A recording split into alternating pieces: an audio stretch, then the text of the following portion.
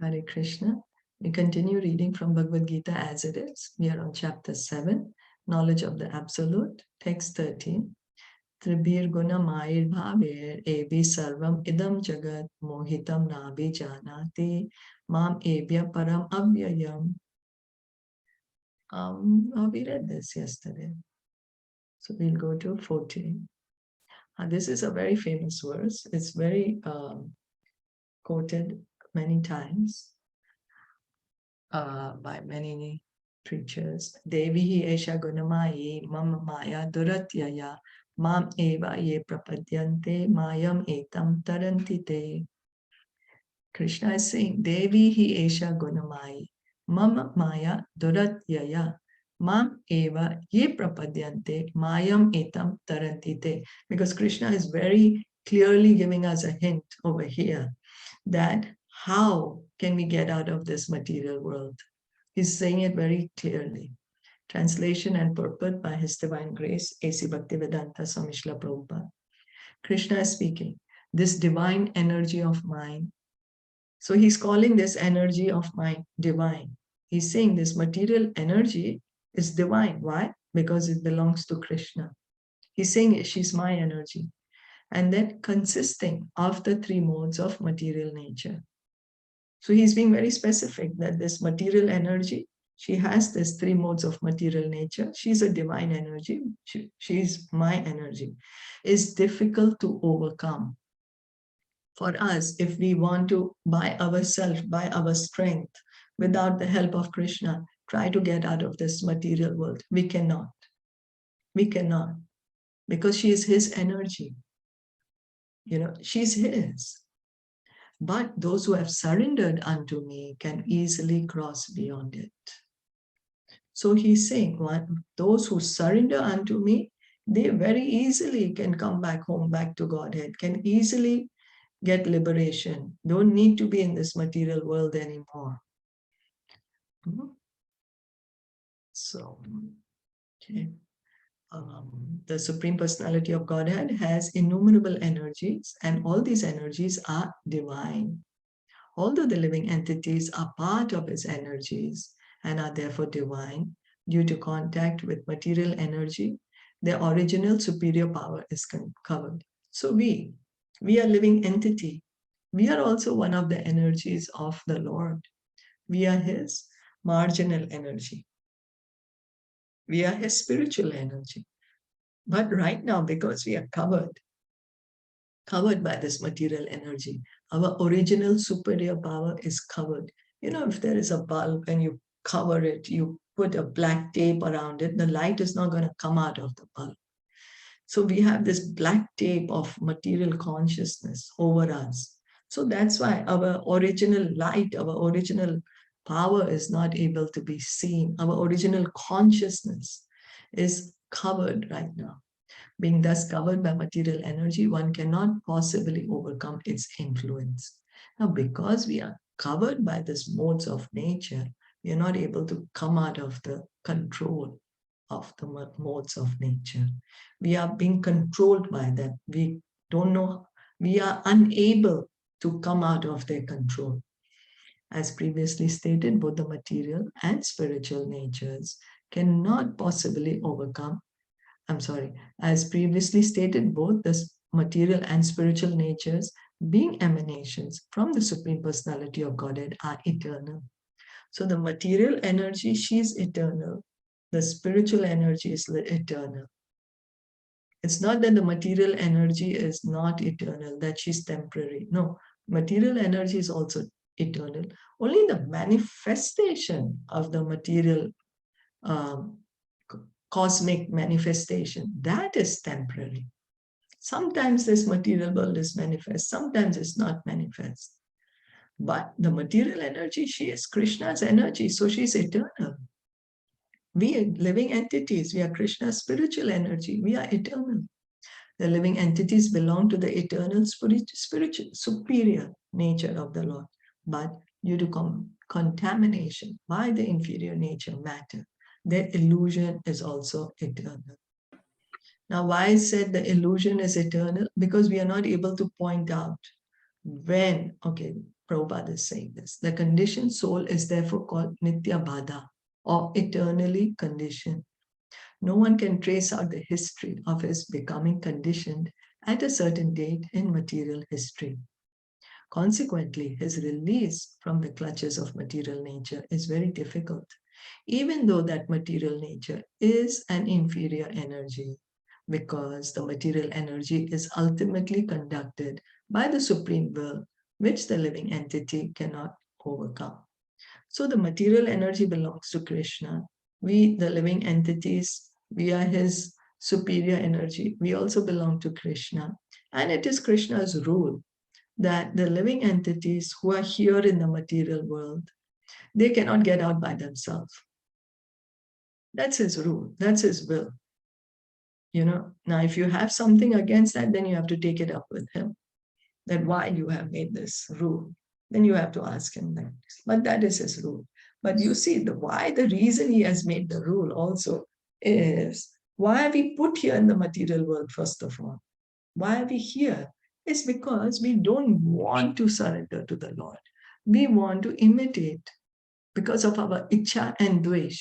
Ichcha to be God, and dvesh, that dvesh towards Krishna, that why is he God? I want to be God. So to correct this, we are put in the material world. So only when it's corrected can we get out of the material world. And when it's corrected means what? Means we surrender to God. We begin our surrender to God. So that's how only we can come out of the material nature. Yeah. So inferior material nature is defined herein as divine nature due to its divine connection and movement by the divine will. So material nature, she is working under Krishna's supervision. It's not that she's working independently. No. She's Krishna's energy. So she's called divine because she's Krishna's energy and she's working under Krishna's will. Being conducted by divine will, material nature, although inferior, acts so wonderfully in the construction and destruction of the cosmic manifestation. The Vedas confirm this as follows: Mayam tu prakritim vidyan mayinam tu maheshwaram. Although Maya, illusion, is false or temporary, the background of Maya is the supreme magician, the supreme personality of Godhead, who is Maheshwar, the supreme controller. Shvetashvatara Upanishad 4.10. So Maya, it's amazing. You look at the material energy, she's amazing. How the sun comes up every day on time. Then with the influence of the sun, the water is evaporated from the ocean. The clouds are formed, the same water.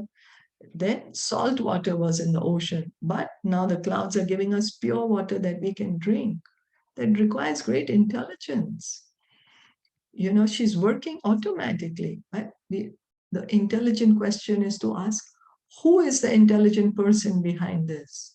Who is so intelligent to think, okay, let me store the water in the ocean with the salt so the water does not get bad. And then now, but people can't drink salt water. They need pure water. Okay, so the sun is going to evaporate it. It's going to become clouds. Then it's going to come as pure rainwater and you can drink it. Imagine, it's like great intelligence. Or that during the day, the human beings will give out, even during day or night, we give out carbon dioxide and take in oxygen. But during the day, the plants will take in this carbon dioxide and give out oxygen. It's wonderful, it's simply wonderful. So whose order is she working on? Krishna. Background of Maya is the supreme magician, the personality of Godhead, who's Maheshwar, the supreme controller. So the Shvateshvara Upanishad 4.10 is saying that.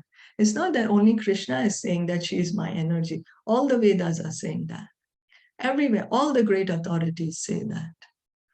And Krishna is the greatest authority. We are hearing Bhagavad Gita. Why? Because Krishna is the greatest authority. Otherwise, there is no meaning for us to study Bhagavad Gita. Because Krishna is the greatest authority, we are hearing from Bhagavad Gita.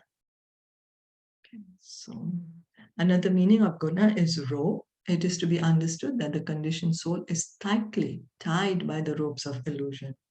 A man bound by the hands and feet cannot free himself. He must be helped by a person who is unbound. Because the bound cannot help the bound, the rescuer must be liberated. Therefore, only Lord Krishna or his bona fide representative, the spiritual master, can release the conditioned soul. Without such superior help, one cannot be freed from the bondage of material nature. So we are bound by these ropes. Guna means ropes. We are bound tightly by the modes of nature. Now, if we are bound, we can't open ourselves. How will we open another person? How? We ourselves, imagine we are tied to a chair. What can we do? We are just tied to a chair. We need someone to come and open us up.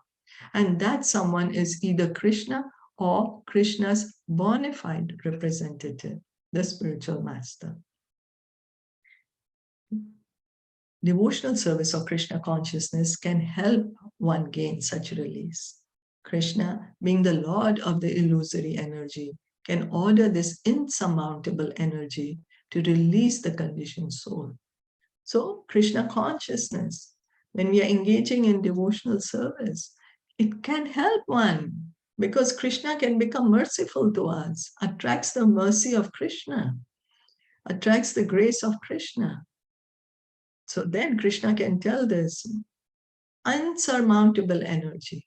This Prabhupada's words, insurmountable. By our own effort, we cannot cross this ocean of material existence. For example, if we are swimming in the ocean, can we make from one side to the other side of the ocean by ourselves? No, we need help. We can't swim across the ocean. We do not have the capability or the capacity. Yes, someone comes in the boat, rescues us. Very, very smoothly we can cross the ocean. And similarly, we can get this help from the spiritual master to help us get out of this material world. So Krishna, he orders this release out of his causeless mercy on the surrendered soul and out of his paternal affection for the living entity who is originally a beloved son of the Lord. So when someone surrenders to the Lord, then Krishna sees, oh, this soul is surrendered. Krishna, of course, has love for each of us. Each and every one of us, Krishna has love for us. And so he sees that, oh, now this living entity, he's surrendering to me. He's reformed himself. Let me get him out of here. So then Krishna orders the material energy. Okay, you release this person. And she lets us go. Therefore, surrender unto the lotus feet of the Lord is the only means to get free from the clutches of the stringent material nature. So we may try many ways, we may manufacture many different ways to get out of this material world, but the only way and the simplest way, the easiest way, the fastest way is to surrender to Krishna. Because then he just tells the material nature, okay, don't trouble this person anymore. This is my devotee, don't trouble them, let them go. And she is his, so she listens to him and she lets the devotee go. The words Mam Eva are also significant. Mam means unto Krishna, Vishnu only, and not Brahma or Shiva. So Krishna is saying, you surrender unto me, Mam, only to me, not to anyone else, not even to Lord Brahma, not even to Lord Shiva. Although Brahma and Shiva are greatly elevated and are almost on the level of Vishnu, it is not possible for such incarnations of Rajogun, passion, and Tamagun, ignorance, to release the conditioned soul from the clutches of Maya. In other words, both Brahma and Shiva are also under the influence of Maya. Only Vishnu is the master of Maya. Therefore, he alone can give release to the conditioned soul. So Lord Brahma and Lord Shiva, they are also in the material world. They are also bound by the modes of material nature. So because their hands are also tied to the chair, as we are giving this example, they cannot release another person because they themselves are bound. So it's only Krishna who can release us. Krishna or his bona fide representative. The master of Maya is only Krishna. The master of Maya is only Krishna, and so that's why she listens to him. And he is the only one who can let us get out of this material world. That's why he's called Mukunda, the one who can give liberation. The Vedas Shvateshvatara Upanishad 3.8 confirm this in the phrase Tam Eva Viditva, or freedom is possible only by understanding Krishna. So if we really want to get out of this material world, we simply have to surrender to Krishna. Freedom is there on the liberated platform in the spiritual world. Over here, we are bound by the laws of material nature. Even Lord Shiva affirms that liberation can be achieved only by the mercy of Vishnu. So Lord Shiva says, Mukti Pradata Sarvesham Vishnu Eva na Samshaya. There is no doubt that Vishnu is the deliverer of liberation for everyone. So even Lord Shiva is giving this testimony that if at all he wants to get liberation, he needs to surrender to Lord Krishna. If we surrender to Maya, she's not going to give us. We are surrendered servants of Maya, and she's not going to let us go. Why will she let a servant go, That's her service to Krishna, to keep us here in the material world. She's doing her duty. So what we have to do, we have to plead to Krishna, my dear Krishna, please help me get out of this material world. Please place me as a particle of dust at your lotus feet. And he will listen. He will listen. Because Krishna is ever loving, ever kind. So we just need to surrender. The more we hear and more we chant, the more we can surrender. Is that okay? Yeah. Thank you so much for listening and enjoying it. Bhagavad Gita ki jai, Srila Prabhupada ki jai, Gaur Bhaktavinda ki jai. Did you have any question on this? This is like a very, very important tool. Well, all the verses of Bhagavad Gita are very important. But here Krishna is directly saying. This was easy to understand. Oh, okay. Thank you. Thank you. Hare Krishna. Hare Bol.